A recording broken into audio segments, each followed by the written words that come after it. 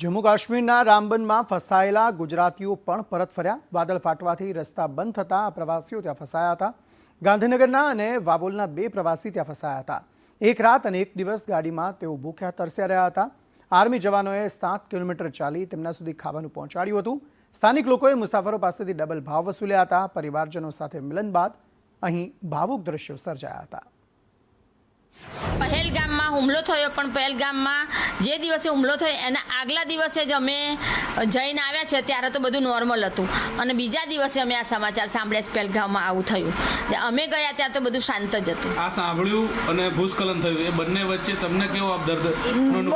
બહુ દર્દનાક અમને અનુભવ થયો, એમ કે હવે તો અમે એમ જ ગયા કે હવે અમે ગયા, અમે આ ખીણમાંથી અમને કોઈ બહાર કાઢશે નહીં। રામબન ખરું ને એ એરિયામાં અમારી ગાડી ફસાયેલી ગાડી, બરાબર।